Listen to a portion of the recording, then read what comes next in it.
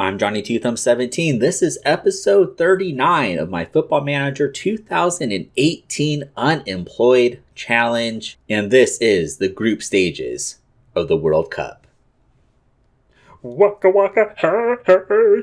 Oh, spot on, Shakira. I'm so good at voices. Yes, that is right. We are in the summer. Our time with Russia is over for the time being. We are with Nigeria, trying to get through the group stages of the World Cup. We have Saudi Arabia, we have Spain, we have Switzerland. Spain is definitely the hardest competition. They are one of the favorites to win this tournament. All that being said, I think we have a pretty good chance of qualifying from the group stages and moving on to the knockout rounds. Strangely enough, despite the fact that we did win a big, African tournament, our ranking has dropped. When I first took over the squad, I believe we were 13th in the world. We now sit at 20th. We are viewed as outsiders for this tournament, but I think we could, make a pretty respectable run. So today we have a matchup against Switzerland. Let's go ahead and jump straight into that. You can see our unbeaten streak across the board now has officially ended in every way, shape, and form. Our unbeaten streak in all competitions in Russia ended. Our unbeaten streak in the league ended. And now our unbeaten streak with Nigeria has also ended, as Italy absolutely crushed us in a friendly. So here's the lineup we are rolling with today against Switzerland. I believe this is the first time on camera that we actually have our full strength squad. Again, that tournament in Africa, it had to be domestic based players. So it was a lot of youngsters, a lot of lesser known people. You will see a few familiar names in the squad, mainly on the bench, but we do have our full collective group here. We have Onyekuro up top, Iwobi, Ajuke, Etebo are our attacking midfielders, and Ndidi and Onazi are in midfield. Aina Akpaguma, Trost Ekong, and Victor Moses are our backline, and Ndub, the hero, one of the heroes of our cup winning team, is in goal. Few of our weaknesses of the team are definitely our bookends. We aren't that great in goalkeeper as much as I love Ndub, and our strikers are really, really weak as well. So we do run into these instances where we do struggle to create some offense. But let's see how this plays out against Switzerland today. Wow, it is pouring into this game. We don't really have that sort of countering tactic that we did with our Russian squad. We don't really know the players as well, as very early chance for them with that cutback pass. We've been with the Nigeria squad for a while now, but it almost feels like we are learning a new team. I mean, we haven't really had sort of our top players. We've been playing with sort of the reserve squad, a lot of the under 23 players. So really trying to get a feel for this team as we get a lot of our senior players and big names. And there off the set piece, we do concede first. Not the start that we wanted here. Switzerland's a good squad. I mean, they came in as the favorites in this game. They've won 5 straight matches, where we've been a little more inconsistent. I think in our last 5, it was, like 3 wins, a draw, and a loss, maybe something like that. Maybe it was 2 wins and 2 draws. Anyways, they're a very good squad. They do pick up the early goal here. Corner in, is not going to find anybody. Etebo tries to win back possession there. He is unable to. A ball is going to open up our defense, and just like that, we are down 2-0. Oh, wow. This is not how we wanted to make our World Cup debut. That was a great through ball. Not sure what our defense was doing. They just got caught ball watching. Nobody saw that run come off our central defender's back shoulder there. Incredibly disappointing. We have not made this easy on ourselves at all. They've taken 3 shots, and 2 of them have ended up in the back of the net.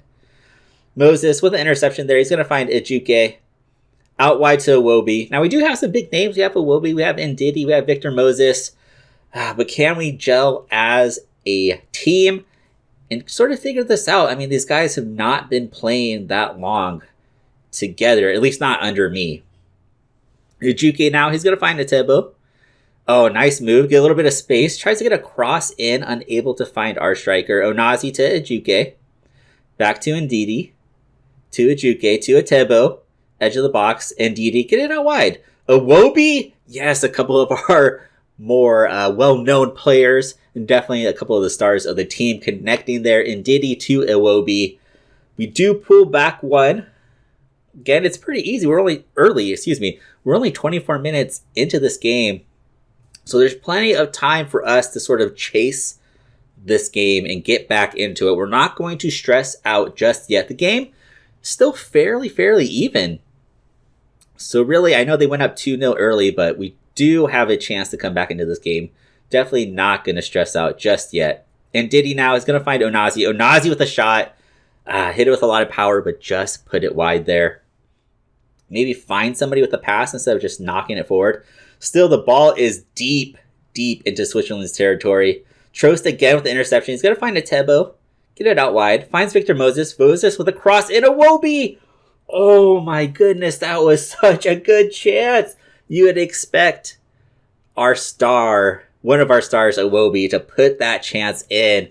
Unfortunately, he finds the wrong side of the post. So we have to be careful here not to get hit on the counter. It doesn't look like we are. They are doing some patient build-up here. We have been sort of building the pressure upon them. We're getting a lot more shots off. But these balls that are just, these through balls are just eating up our defense. Wow. We saw that ball earlier with the through ball. This ball over the top just gets their player in a lot of space. And I'm not sure what happens to our defense here. I feel like we have the numerical advantage here. It's basically like, what is that, 5-on-2? And somehow that ball finds its way to their striker. We go back down 2 goals. We're down 3-1 at halftime. The headphones are coming off. This is serious business. Serious business. We have to get back into this game. They're just incredibly efficient. They have 4 shots. 3 of them have ended up in the back of the net. I can't even talk. I'm just upset with the team. We're going to rip the team a little bit here. Hopefully create some sort of spark here. We had been piling on the pressure on Switzerland. We need to get back there. Iwobi, far post. Again, another great chance for Iwobi. Just unable to beat the keeper there. Switzerland with the throw-in now. We need to win back possession here. Atebo is going to find our striker. Our striker picking up a yellow card. Do not lose possession here. Finds Ndidi. Gets it out wide to Atebo. It's going to find Onazi in the box. And why? Why shoot there? Why? Just why? Why would you not? That's a horrible angle. Why would you not just go for the cross? As I'm talking here, we score. I was waiting for the offside flag to pop up because I thought that's what was going to happen. But it did. So we pulled back within a goal. Oh, yeah, they had like 3 people on the line. So, yeah, no worries of offsides there. So we do pull back. I think we might make a change here early on. In fact, we are. We're chasing the game. I think what we're going to do is we're going to bring on a familiar name. We're going to bring on Alegbe for Onyekuru. Alegbe we know from our Championship of African Nations. And then we're also going to bring on Odubajo for Aina. Aina's not having a great game. So I think we're going to make those 2 substitutions and see how things go from here. So what we're going to do, actually, this is what we're going to do. We're going to bring on Umar for Ijuke. And we're going to go ahead and we'll put him on Shadow Striker. Because why not? At this point, we really have to go for the attack here. We're just switching everybody on the attack because we are running out of time here. Hopefully we can maintain possession here and get a sustained attack going. Victor Moses has the ball in a lot of space. Gets it out wide to Atebo. Atebo to Umar.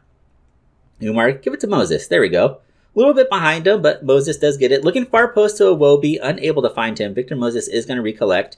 To Onazi. Back to Moses. Get another ball in. Looking for Iwobi. Can't quite find him. Ndidi to Iwobi. Iwobi to Alegbe. Was he onside?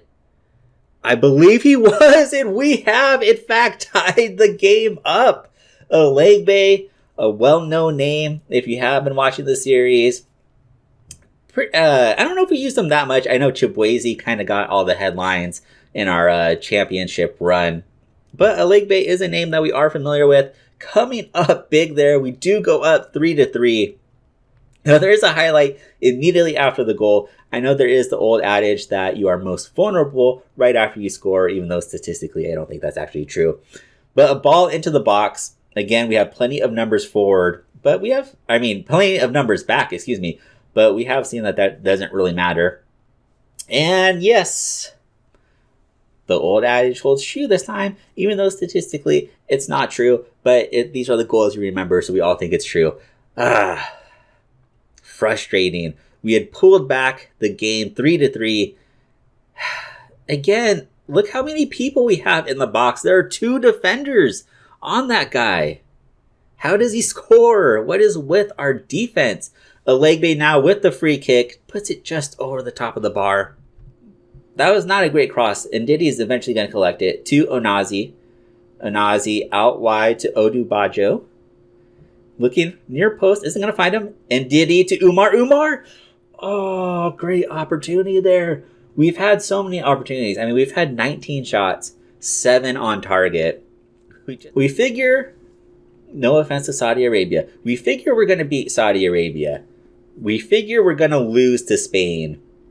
The game that we had to win was against Switzerland. Because I think if we win against Switzerland, Saudi Arabia is a very winnable game. Spain, we're going to expect to lose. This game was huge to our prospects of moving forward. And the fact that it doesn't look like we're going to win this one, that's going to put our place in a lot of jeopardy. Essentially, we're going to need Saudi Arabia to upset Switzerland. That's what we're going to need. We are now going to be the biggest Saudi Arabian fans. And again, I'm looking ahead of ourselves because we still have to beat Saudi Arabia. It's very possible that we might not even beat them.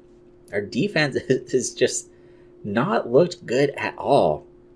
There's the full-time whistle. We dropped the first game of group play 3-4. Okay, scoreline aside, just looking at the stats here, it doesn't look that bad, but 4 goals on 10 shots, 5 on target. Just every time they kicked the ball, it found its way into the back of the net. Yeah, I know they came in as the slight favorites in this game, but this was incredibly winnable. Super, super disappointed in our defense's performance here. All right, guys, so that's going to do it for this episode. We will be back next episode with our match against Saudi Arabia. Again, I think that's going to be a very winnable match. I don't want to look ahead of ourselves. This really messes things up. We needed to win this game against Switzerland because we do have Spain looming in that third match. I just don't see us being able to beat them. So hopefully we can beat Saudi Arabia in our next match. And then after that, we are going to be the biggest Saudi Arabian fans there are. So that's going to do it. Be sure to like and favorite the video. Don't forget to subscribe to the channel. Follow me along on Twitter at Giant2Thumb17. You'll get all the latest updates for that. The link for that and all my other social media are down below in the description. Go ahead and give them a click. And until next time, guys, peasy.